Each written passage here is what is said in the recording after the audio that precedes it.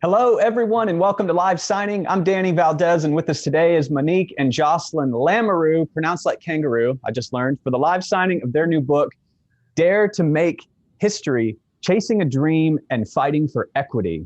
And on their journey to a gold medal in women's ice hockey, which is epic, the twins became role models for generations before and after them. Ladies, welcome, and how are you today? We are doing good. We're pretty excited. Our book, it's been a 2-year process or 2 years in the making. And so to finally have it be released today, we're super excited to share it with everyone that's going to be on the call today. Yes. And introduce yourselves for those who don't know who is who. The only way I can tell you apart is currently your hair.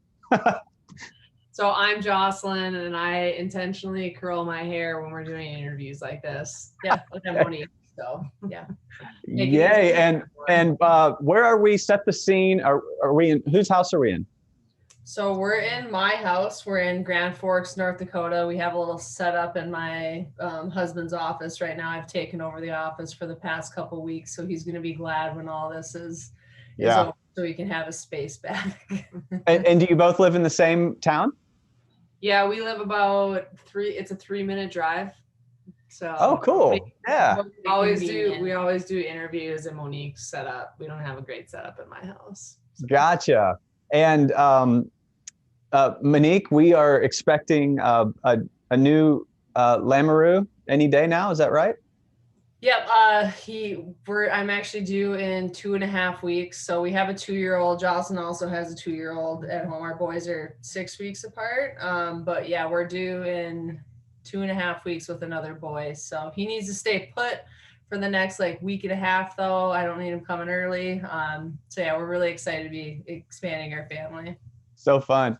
So friends, for the next hour, Monique and Jocelyne are going to be signing books and answering your questions.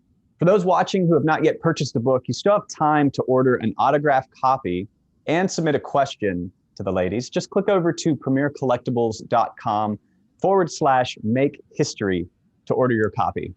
So from what I read, you started playing hockey on a frozen pond against your older brothers. Is that right?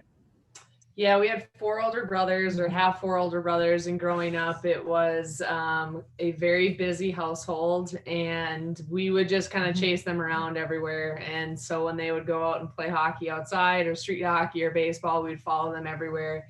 And it was, I would say, where we first started to learn to love the game, because there's no parents, there were no coaches telling us what to do. There'd be neighborhood boys out there. We'd be the only girls. And wow. It was just such a fun place to learn how to play the game and learn to love the game there. And so, yeah, we learned how to play outside when it was freezing cold. Wow. And now have your older brothers published a book about how they rose from the ashes of being beaten by their little sisters in hockey? No, I'm sure they'd write a book about how probably how they beat us up all the time when we were younger. The rule was, though, if we couldn't keep up with them, they wouldn't let us play with them in whatever that was. But we had such a competitive household. Getting the front seat of the car was a competition, but that's right. The trick to that was not being there first, because then you would just get body checked out of the way. So that was the key to getting the front seat sometimes. But wow. And I'm always fascinated with the origin story and pursuing a dream at the time. When you were a kid, obviously you weren't I'm going to make money for this one day, but did you feel man, I could do this forever, this is my favorite thing? I mean, how was it on skates as a kid and thinking of this as something you do professionally? Well, in 1998 was the first time women's hockey was in the Olympics, and we remember watching that game, and that's really what sparked our dream to want to play in the Olympics one day. And I think when you're that young, you're not necessarily thinking, okay, do I really have a chance? But as we got older and started traveling more for and playing in girls tournaments, we realized, okay, we stack up pretty good. We're amongst the best players. And then as we got into high school, we went to a boarding school at Shattuck St. Mary's, which we talk about in the book. And I think that's where we realized we can make this happen. We just have to put in the work day in and day out. And it'll at least give us the best chance possible by working hard and giving our best effort. But we always, I think, believed that we could make it happen. Yeah, and we didn't have girls teams to play on growing up. So we grew up playing boys up until we went to high school. And so we talk about that in our book and how the different barriers that we had to go through, that basically most of our teammates on the national team had to go through at some point or another in their career. So we had different challenges with that. We would get dressed in, when we were in middle school, we'd have to get dressed in a different locker room. So you're a bit secluded, but we always had each other. And that's near, because it's not always like if it was just one of us on an all boys team, I think it would be a little bit more isolating, but because we always had each other, we never felt like we were missing out, so to speak. But when we made that transition to girls hockey, I think socially it was really good for us just to be around teammates and to be in the locker room. And I mean, when you, at the end of the day, that's the time in the locker room, time with your teammates, that's what you end up missing the most when you're not playing. Yeah, totally.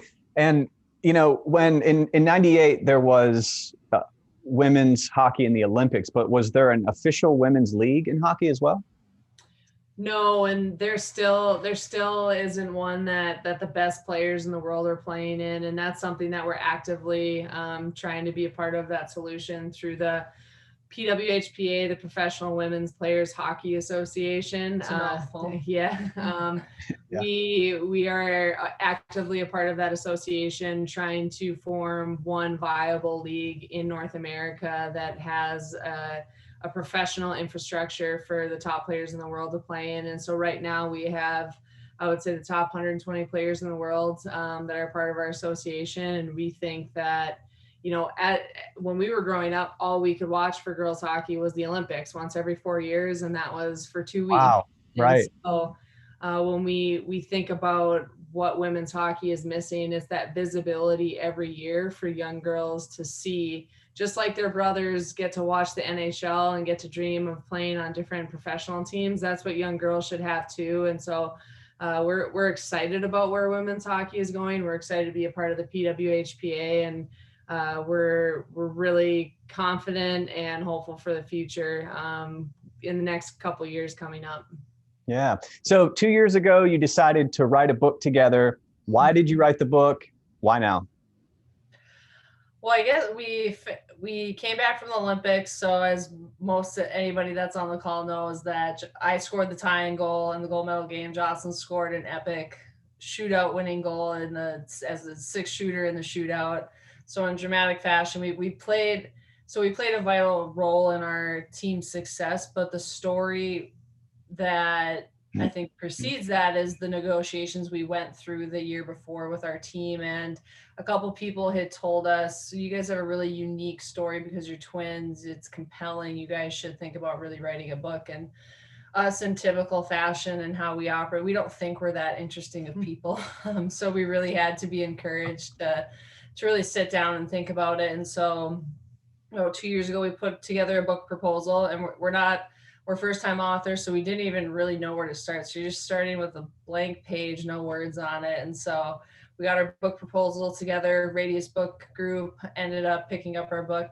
So we found a publisher, and then we got started in the writing process. So it's pretty crazy to think that it was just about a little over 2 years ago when we started the process, and now we're at our release day. So it's pretty exciting to think about all of it. Yeah. You know, I've interviewed a lot of authors, and something that they all seem to have in common is, one, their book is pretty groundbreaking. It's a good work. Usually, you know, there's some inspirational purpose why the book came about, but none of them seem to have this identity that they're doing, like you just said, like, are we that interesting? Like, nobody seems to have this idea that they're doing some epic work in the earth. They all seem to just say, I had a message that had to come out. It was in my brain, and I wanted to be out. I wanted to be out in the real world. Do you guys identify with that as well? Absolutely. I think our careers have, or, you know, as athletes, our hockey careers have been revolved around trying to win hockey games and chasing medals.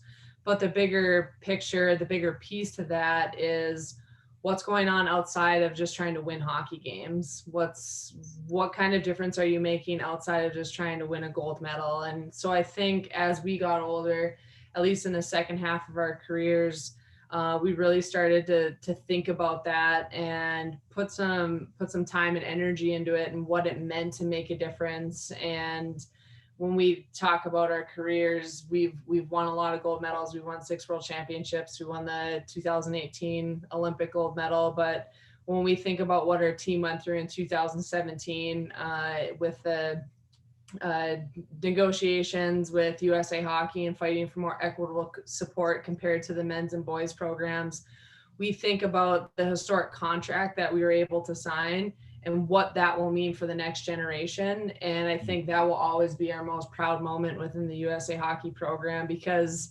we turned around and we won a world championship 2 days later, or 2 weeks later. But I think the most impactful part is knowing that we're going to create more opportunities for the next generation of girls hockey players. Yeah, that's huge. Is there as much face punching in the women's hockey that there seems to be in men's?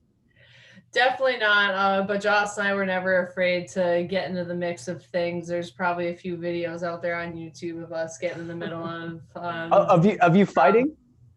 Not women's hockey. It's not fighting per se where you take your helmet off and gloves, but there's definitely pushing and shoving in front of the net at times. And Joss and I were certainly, if it was against Canada, that was going on, we were probably in the middle of it, unfortunately. Are you able to shove alone, or do you shove as a team? Sorry, what?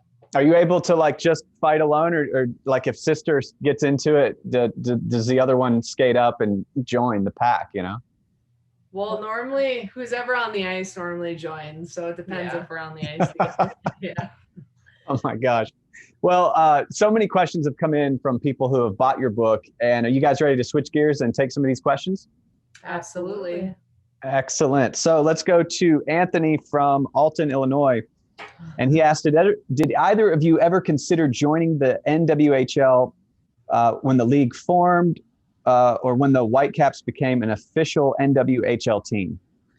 So I'll speak to that. So we graduated in 2013 from the University of North Dakota, and then we went right into an Olympic year. So the 2014, 2015 season was like our first official like postgraduate year out of college. And I played in the CWHL, which was the Canadian Women's Hockey League, which has since folded. It's no longer league. So I played on a team out of Boston for one season. But again, we talk about this in the book, the way that national team players have had to train in the past was not conducive to, I think, being an elite athlete. So I was training in Boston. I was playing on a team. We only practiced twice a week. I would have to find extra ice at like a local rink twice a week. And then I was working like private lessons on the side just to make a little extra cash. And then Jocelyne was at home, and I'll let you explain that part. I ended up moving home, and then Jocelyne and I started working together, but we decided to kind of go against what everyone else was doing. And we were in North Dakota. We would train and skate on our own. One of our college coaches would come out on the ice with us. And so we just found our own training situation that really worked for us and allowed us to advance as athletes. But it was, the long-winded answer is no, we never played in the NWHL, and that was by choice. Yeah. Cool. Let's go to Vicky from North Dakota. If you could go back to any moment in time in your career and tell yourself something or give advice, what would you say and when? Would love to hear from both of you on this one too. I think I would probably go back to our time at Shattuck as in high school, and probably tell myself not to take myself so seriously. That being competitive and having fun is not mutually exclusive. I think we were so competitive that it just made us so serious all the time. And I think maybe just mixing in a few more smiles.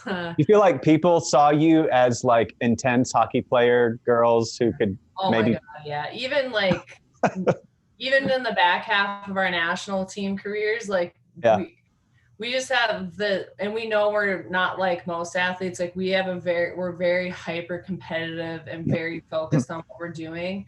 but we like weirdly love the grind of training and getting better. But I think in the back half of our careers, we definitely learned how to like loosen up and have fun and realize we played better that way and not taking everything so seriously. So that would be the same advice I'd give myself, is like mix in a smile every once in a while, but you can have fun, you can be focused, you can be competitive, and one doesn't have to go without the other. Yeah. Now, have you signed many books yet, or are you just starting your hand cramping career? We have signed over 1,200 books. Oh, Yeah. So you get used to it. It's like the moving the stacks and we're very strategic on how we maneuver it. Yeah. Well, for those of you just tuning in, these are actual autographs from them. This isn't a rolled stamp. This book includes a certificate of authenticity. It's a really beautifully well put together collectible item for you, for anyone you know, for friends, as gifts, for kids, etc., for future hockey players, for current hockey players. And you can get it at premiercollectibles.com/make history. So let's go to Amy from Burlington, Washington. And she writes, what made you want to be Olympic athletes? How did you get to be Olympic athletes? She's from Adelaide, and she's an 8-year-old hockey player. Oh, that's a great question. Well, our mom was a huge Olympic fan, and whether it was the Summer Olympics or the Winter Olympics, we always had the Olympics on, and we would always watch the opening ceremonies. Was always like a big deal. And yeah, I love that. She always, like Jackie Joyner-Kersee, was just a role model for us. We never saw her compete. We were too young to remember, but we read her book. Our mom gave us her book when we were younger, and we always just wanted to be Olympians, whether that was hockey. We did figure skating for a hot minute. We wanted to be like Nancy Kerrigan. Yeah. But it was just something that from a very young age, we wanted to be able to play at the pinnacle of sports, the Olympics. There's nothing better. And so what did you put in your third grade project? In my third grade project, I said that I wanted to play in the Olympics with my sister Monique, play hockey in the Olympics with my sister Monique. And so wow. Just from a young age, it's always been a dream of ours. And yeah, we even did, Jocelyne, we had to do these poster boards. I think it was in 4th grade, and Jocelyne did a biography on Bonnie Blair, who's the most decorated female Winter Olympian, I believe. I think she has 6 medals, or speed skater. So anyways, Jocelyne did a report on her, and then just by being Olympians and doing different events, and then the kind of a family connection as well. We have known Bonnie now for a while, but she was in town because her son was playing the University of North Dakota. He plays for CC, and so she popped over to our house, and my mom kept the poster board. So we have a picture of like Bonnie Blair, Jocelyne, and then this poster board like 25 years later, which is pretty cool. That is so cool. Tyler from Cunningham, Tennessee, my home state.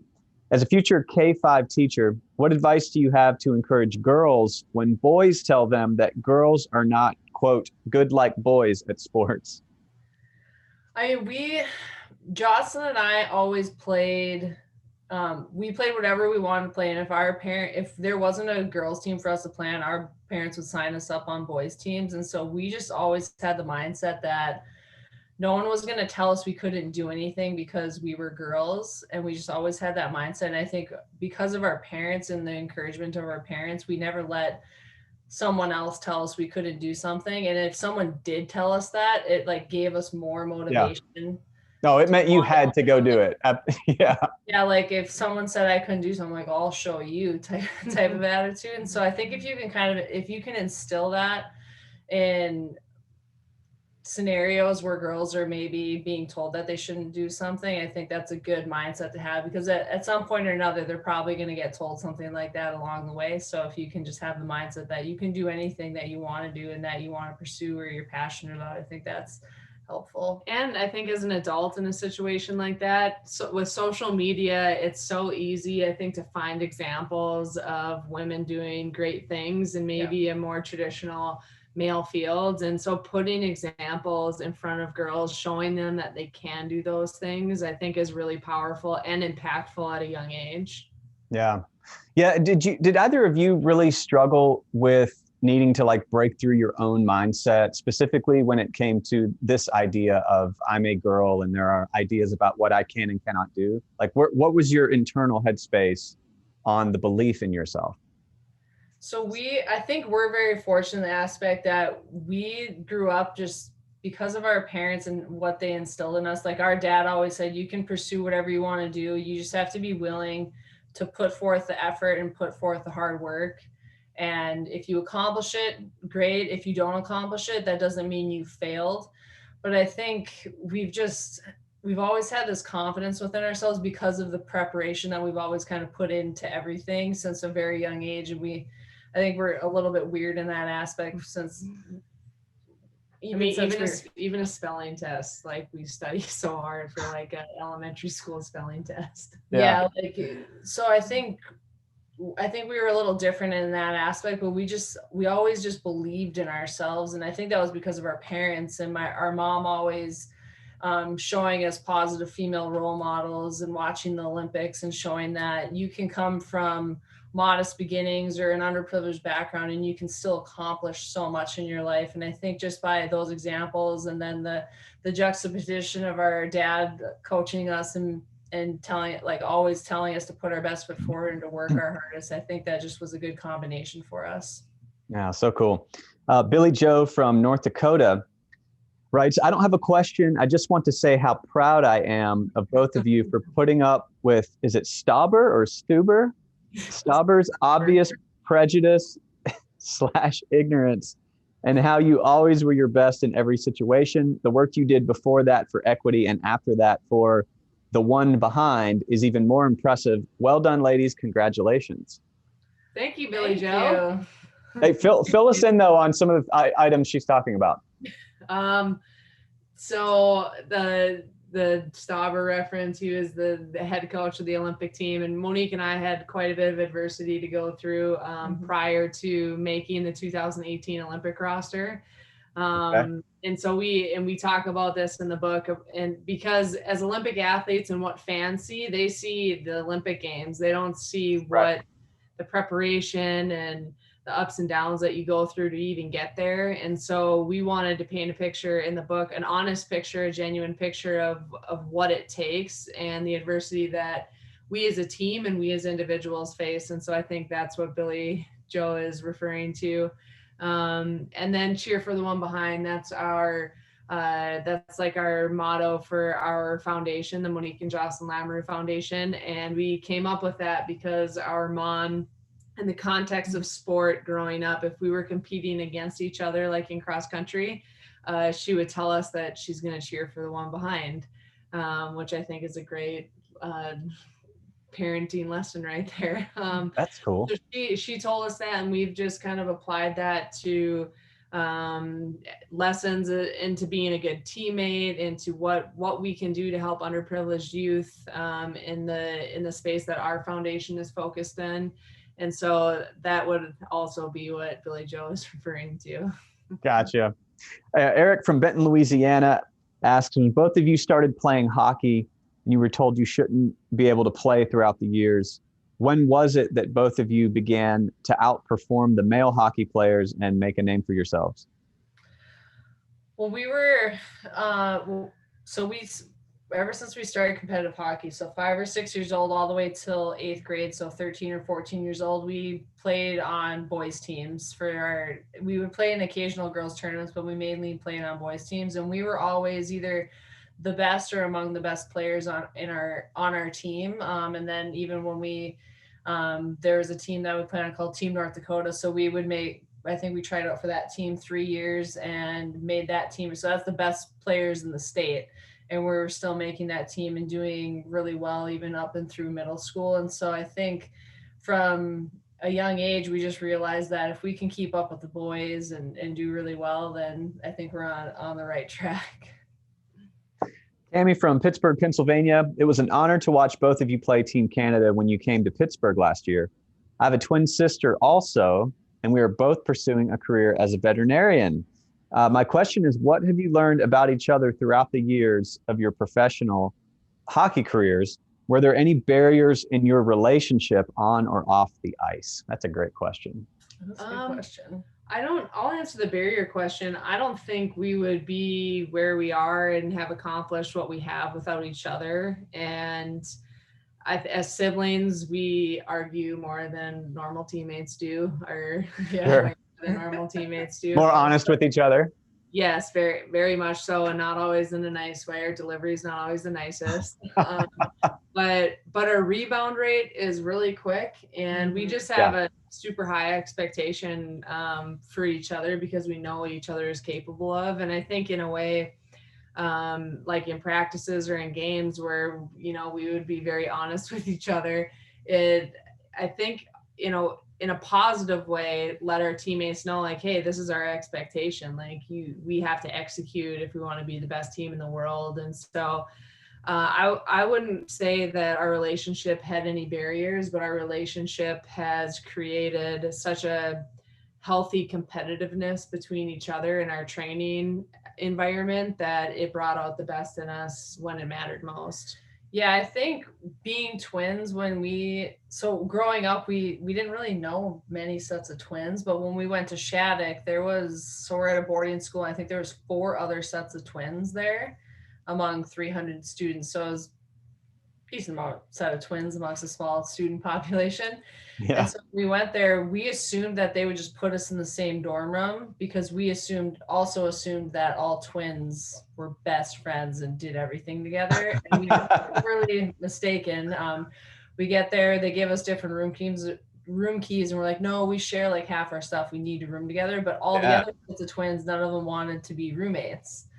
Wow. So I think our relationship is, even when you compare it to other twins, I think we're unique in the aspect of we've always just tried to chase our dreams together, and it's always been it's never been I. Our paths have just always been so intertwined. Did either of you watch The Office much? I did not. A little bit, but not like too much. There's an episode where 2 male characters, and one of them is just staring weirdly off set. And the other one walks up and is like, what's the deal? And he's like, man, I love a good set of twins. And then the camera pans over and it's these 2 guys and they're just twins. And they're just sort of like awkward looking, like in suits and ties, just boop-de-doo. And it's just the comedy that, like, who doesn't love twins? Like, regardless of, like, could be 2 Coke cans next to each other. It's just twins. It's fascinating. Even when we meet other twins, we ask like some of the same questions that we get asked about being twins. So yeah, like, do you ever intuitively like know what the other person is feeling? Any of that sort of mystique stuff that's common to know about twins? I think it's not so much like reading their minds. I think we're just it's like a familiarity factor, and we just know, like, she can give me a look and I know what she's like, I know what that look means. Yeah. Like I would know how she's going to respond to something, or if she would not like it or something. Yeah. Somebody says something, neither of you respond, both of you know what each other are thinking. Got it. Ryan from North Dakota writes, what are your words of wisdom for my very young daughter? I think what we like to share with young kids and young girls is that you have to set big dreams for yourself, because if you don't, no one else is going to. So set the biggest dreams you can think of, believe you can do them, and then set out to achieve them.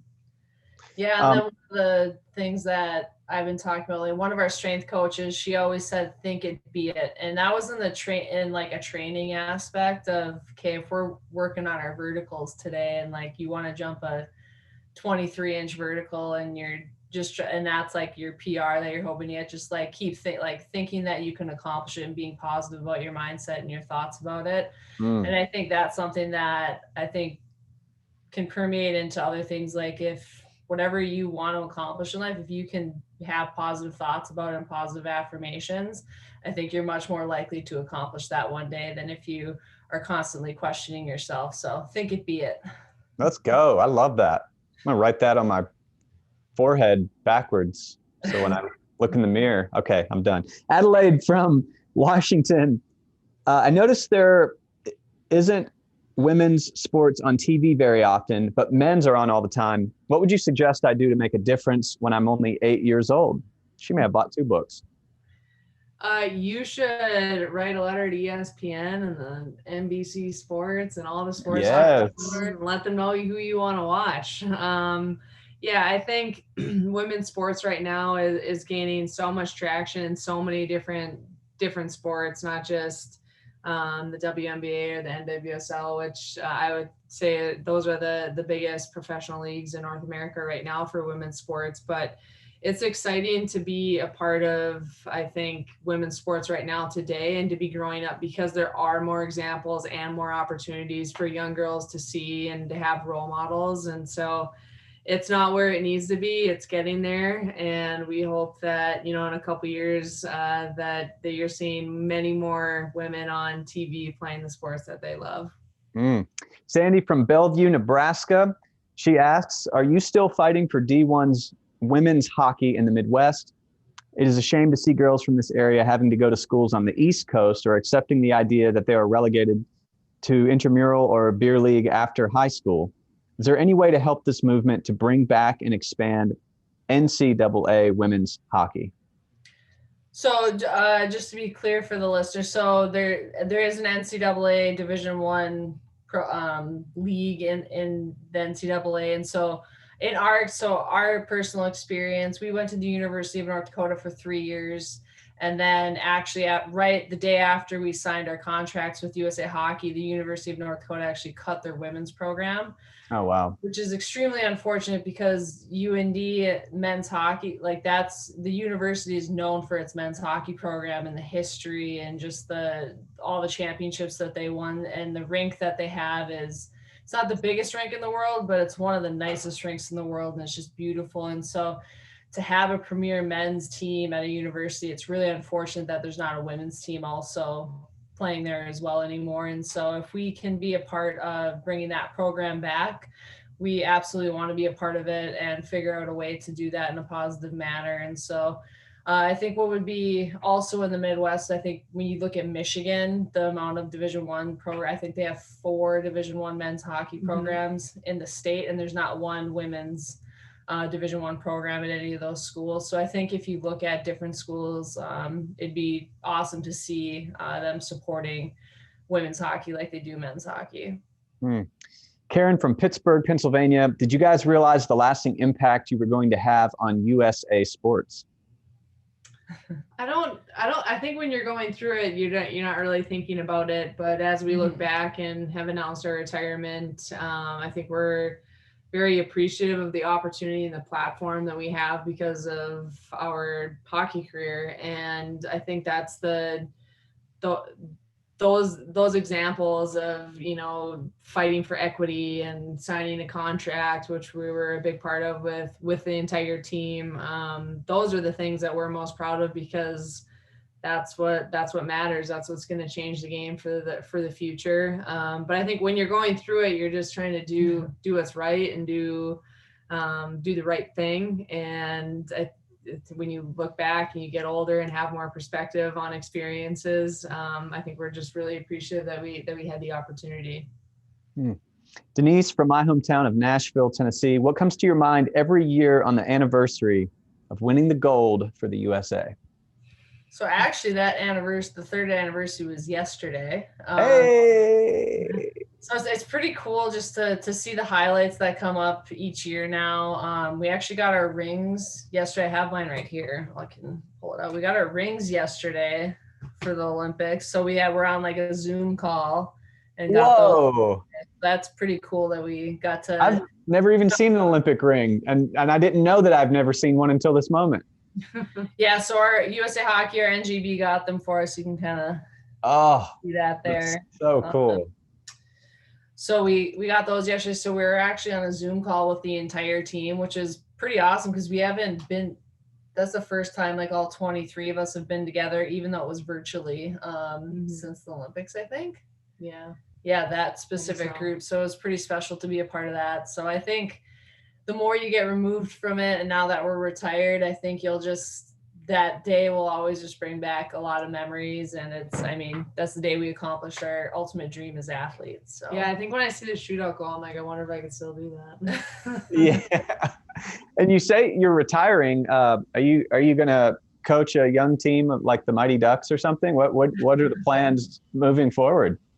Well, I'm actually helping out every once in a while with the 15U team in town. So I wake up early for the early morning practices once a week and try to help out the best I can. So right now that's how I'm staying involved in the game. But I think we're saying goodbye to our playing career and we've retired from competitive hockey, but we definitely want to stay involved in some capacity moving forward, whether that's through coaching or training or I don't even know yet. We'll have our hands in it somehow. Yeah.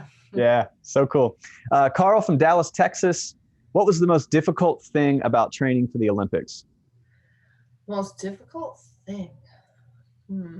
I think for us in a weird, and I've said this earlier, like in a weird way, the training aspect was never hard for us. We, in a weird way, enjoy going in and day out and like working hard and seeing like the small improvements you can make like on a week to week basis or like throughout the summer. And as you get older, those gains don't come as quickly as when you're like 18 or 19. Yeah. But I would say I think the biggest lesson is you can work as hard as you want and you can do everything you think possible to be at the best, but you're still not guaranteed success at the end of the day. And I think of our 2014 Olympics, we were up 2-0 in the gold medal game. Canada comes up and ties it up with less than a minute left in the game, and they end up winning in overtime. And our team was probably the better team for 58 minutes of that game. And you could like feel the gold medal around our necks. Like we were this close and we ended up kind of falling apart at the end of the game. And so you can do everything possible, but you're still not guaranteed that success. But I think for us, it's enjoying the process and the journey that ultimately is like what we cherish the most. Wow. Yeah. Yeah. I've always thought that about teams. We just, my son is a monster football fan, plays football. And to see that same thing you described of some team just killing it until the last quarter or something. And then you're just like, what happened? And you've got so many people on the field or in the rink, so many variables affecting each other. So I appreciate you saying that. It doesn't always come down to who worked the hardest or who's the most skilled, but there's team dynamics that come into play that can throw the whole thing, right? Yeah, and I think the lesson in that is even though you're never guaranteed, a gold medal, it's not just the process, but also being proud of the effort that you put in and knowing that you did everything you could, because you can look back, if you don't win, you can look back and say, I did everything I could to be the best I could be. Yeah, I did that. And that's where I'm at on it is no, I didn't sleep in too much. No, I didn't like stay up and party or whatever. I put the work in, and what else can you do? I love that. Sports, because if the best team won all the time or everybody predicted who could win and they were right, then no one would watch sports. But that's the beauty of it. Yeah. There'd be one dream team in every league, right? Every sport. There'd be the winners. Let's see. Wes from LA, most intense moment during the Olympics. I guess I would say the shootout. Okay. Yeah, the most nerve-wracking part would have been the shootout, especially when like I didn't go on the shootout, and so at that point it is completely out of your hands. Yeah. And you're sitting on the bench and watching, so your contribution is no longer there. Yeah. But yeah, that was I remember sitting on the bench. I'm like, I can't believe this is going into a shootout right now. Like we went through 20 minutes of overtime. We go into the shootout, and as if it like couldn't get not worse, but like couldn't get any more dramatic. It ends up going to the sudden death shooter in the shootout, and Jocelyne's the 6th shooter. So it was just the pressure. I can't imagine how like parents feel in that moment. That's what like I think about. Yes. Wow. Diana from Denver, Colorado writes, what was your favorite youth hockey moment? Favorite youth hockey moment. So I'll go youth and I'll go high school. Okay. So growing up in Grand Forks, there's the University of North Dakota. It's like the big thing to go do is watch hockey games on the weekend. And they would have a big tournament called the Grand Forks Classic. And they would do, if you made the championship game, they would shut the lights off like they do for the college games. They would have the spotlights. They'd introduce you. And the lasers. And I think, would they play the final countdown? Yeah. They play like the final countdown. That's one of the, I think, fun memories I remember about youth hockey. Yeah. Yeah, I would say, and then in high school, I would say winning, we won 3 national championships, but the first one that we won was pretty special because it was our first year playing girls hockey. We were freshmen playing on a 19 and under team, and Mm. just the experience and the friendships we still have from that team, it's pretty special for us. I'd love to hear from you from your book. Do you have a favorite part of your book, a favorite message, or a favorite chapter? Would love to hear from both of you. I think my favorite message, and it's woven throughout the book, is just making a difference in some capacity, whether that's, for us when we were younger, it was through sports and it was in the context of a game. What were you going to do to make a difference? Yeah. And sometimes the difference you're able to make is by being a good teammate. Maybe you're not playing as much as you want to be, but you can still be a good teammate and be positive and ready to go when the coach puts you out there. And then as we've gotten older and we've taken that lesson beyond just sport, what matters most and what we've realized after announcing our retirement, or even before our announcement, is that that's what matters at the end of the day. It doesn't matter how many medals we win. These medals back here, they collect dust, and eventually they'll be in a case one day just sitting on the back of a shelf. And those aren't the things that people necessarily remember you for. It's how you made them feel. It's, were you able to, through our foundation, we want to make a difference and have an impact on young kids. And how are we going to do that to the best of our ability? And that's ultimately what really matters at the end of the day. Yeah, then I'll go in a different direction. I think one of my favorite passage from the book is actually something Jocelyne wrote, and it was so we have a very big family. My dad has 4 siblings, my mom has 5 siblings. There's tons of cousins, and we're extremely close. We're extremely close with our grandparents, who have since passed since we had started writing the book till the finish of the book. But our grandparents were able to come to the 2016 World Championships. Our uncle drove them like 12 hours to go to British Columbia. Yeah. And they got to watch the game. And Jocelyne wrote I think it was a couple paragraphs I can't remember which chapter it's in, but just how picturing like us when we were younger at the lake, at our family cabin, we used to do these little workouts. We'd like run up and down the steps and around the cabin and back. And our grandpa would like sit and watch, and then just like picturing them in the stands, like seeing us coming onto the ice, kind of just the way that she wrote it. I remember reading it and I was by myself and I was like a blubbering mess just reading it. Wow. This is my favorite paragraph of the book. So just like on a personal note, that was a really special part of the book for us to write. Wow. Did you find writing itself, the act of writing, a struggle, or does it flow out of you? I think the very beginning was a struggle, not a struggle. I would say just difficult to figure out how we were going to transition between my voice and Monique's voice, because we didn't want to speak in the we and the us all the time, because we do have our own individual experiences that have shaped us personally and individually. Yeah. And so making that flow so that it's, easy for the reader to go back and forth. That was, once we found a rhythm, then it was easy. And then once we kind of had a good layout, it made it a lot easier to get into it. And then you start reflecting and remembering moments in your life. And then you have the editors who are encouraging you to pull more, they want more detail from these certain experiences. I think sometimes remembering when we were younger, who experienced what was a debate. So we'd have to call our mom to settle what really happened or transpired. Wow. Yeah. And who, obviously fans of yours who love hockey or watched your career, watched the Olympics, would love this book. But, let's say what about random young girls, is this book written to where they could read, understand, is it lofty? Is it simple? Who is it for? I mean, we truly believe that it's for everyone, because we feel like our story can resonate, not just with hockey players, not just with female hockey players, but the lessons that we weave throughout, we think transcend sport. And so really, whether you're a parent and you want to teach lessons to your kids, or you're an athlete aspiring to do great things, or you're someone who wants to make a positive impact, we think that there's stories in the book and throughout the book that are for everybody. Female entrepreneurs? Absolutely. Yep. I mean, we started a foundation, so that's, I mean, our foundation work, we were inspired by the work that we were doing with the Internet Essentials program through Comcast. We were going all over the country, making a positive impact for kids all over in underprivileged areas. And we're like, hey, what are we doing in our home state, in our hometown? And so we really fast tracked the idea of starting a foundation, not really knowing what we were doing at all. But now we've really dug our teeth into it the last couple of months and have a path forward of what we want to do in helping underprivileged youth.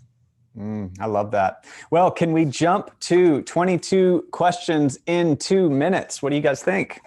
So are we answering at the same time? Are we both doing our own, or?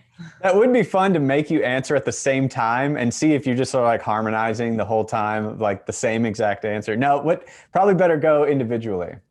Is that cool? I'll go first. Okay. All right. 22 questions in 2 minutes. Let's do it. Who would you like to have dinner with, past or present? Gerard Butler. Gerard Butler? Yep. Love that. Next. Oh, my turn. Yeah, your turn. You know, you have no idea. I don't even know why I said that. He's my favorite actor. That's why I said it. I love Gerard Butler. No, Serena Williams and her daughter. Which one? Game of Thrones or Stranger Things? Game of Thrones, yeah. Sorry. Hey, what's your favorite breakfast food? Hockey pucks. Over easy eggs. I was gonna say soft boiled. Sweet. This is fun. I'm into the twin aspect of like your answers to see how synced up you are. What is your favorite genre of music? Country. Hey, I live in Nashville, right? Yeah. George Strait, all-time favorite. Bring your families down. We'll show you around. Who was your idol growing up? I would say the 98 Olympic team or the 99ers, the World Cup team. Yeah, I was going to say the 99ers. Nice. What is your favorite international cuisine? Sushi. Whoa, yeah, now we're getting there. What's your favorite candy bar? Whatchamacallit? Almond Joy. Favorite season? Winter. Summer now that we're retired. Yeah, actually now we're retired in summer, yeah. Yeah, I get it. What's your favorite childhood memory? Playing on the pond with our brothers. Yep, same. Oh, where it all started. Did either of you ever have an imaginary friend? No, because we had each other. Yeah. You had real friends. Do you have a favorite animal? My basset hound, Millie. Yeah, I was going to say my dog, Diesel. What is your go-to workout? I would say conditioning, the Versa Climber, like the Drago, the thing on from Rocky. Like from Rocky 4 when he's on the machine. Yeah. Like Does that apply directly to hockey? Is that the reason for that? It makes your legs burn like they do in hockey, depending on what you're doing. It's in a weird way, it's like hurts so good type of thing. Like it sucks, but afterwards you feel good about what you did. What do you never leave home without? My phone. What is your favorite superhero? Wonder Woman. Is Catwoman one? Yeah. Yeah, Catwoman. Yeah, she's there. The Michelle Pfeiffer Catwoman? Isn't Jada Pinkett Smith one? I think she was also one. Michelle Pfeiffer was way back. Oh. That's the only Catwoman I've ever seen. I'm thinking Jada Pinkett Smith. What's your favorite time of the day? Nighttime. I like mid-afternoon. Weirdest question I've ever asked someone. Have you ever ridden in a hot air balloon? No. Nope. Don't want to. What is your favorite board game? Not Monopoly, I'll tell you that. Crib. Cribbage is a good one. It's not Monopoly though. That's what are your favorite pizza toppings? I just Canadian had bacon and the pineapple. best pizza last weekend. It was like a gargonzola, walnut, balsamic. It's like And there was caramelized onions on it, Yeah. too. That was a good sorry, this pizza. is longer than 2 minutes. Let's go. Do you have a favorite teacher, past, present, spiritual, coach, anything? I would say you said teacher, so the first thing that came to mind was our 7th grade English teacher, Mrs. Carney. We talk about her in the book. Oh, yay. Yeah. Movie popcorn with or without butter? With. Yeah, I know. Who are these crazy people without? Who's your favorite author? Besides yourselves. Besides your twin. I read Jen Bush Hager's book. That was the last book I read. Everything Beautiful in Time, I believe is what it was. Mm-hmm. And I just loved the way she wrote that book. So I'm going to go with her right now. Yeah, I just read The Nightingale, Kristen. Oh my gosh, what's her name? Kristen. Can't remember her first name basis. Her name was Kristen. She just came out with another one, 4 Winds. I can't think of her last name right now. Yay. Well, that's all the time we have with the coolest hockey play-in twins in the planet. To order Monique and Jocelyne's limited edition autographed book, go to premiercollectibles.com/make history. And to be a part of the live signing experience with more of your favorite authors, follow Premier Collectibles on Instagram or Facebook. Ladies, any closing words? I also want to know how we can connect with you on social media. So you can follow us. We have a shared Facebook page, Monique and Jocelyne Lamoureux. We're on Twitter at Lamoureux Twins. And then we have separate Instagrams, Monique Lam 7 and Jocelyne USA 17. We also have a website, lamoureux-twins.com. Yeah, and if you want to follow along, our website and our social handles pretty much shares what we've got coming up. And we hope everyone enjoys the book. We really feel like it's not just a hockey book. It's for everyone, and hopefully inspires all people to try to make a difference in whatever it is that they're doing, whether it's big moments or big opportunities or small moments in everyday life. We hope everyone feels inspired to be a positive impact in the world. I love it. Well, from all of your friends who have tuned in to watch this and purchase your book, and from all of us here at Premier Collectibles, we are so grateful you spent this time with us today. It's been really fun. Thanks for having us. Yeah. Bye, everybody.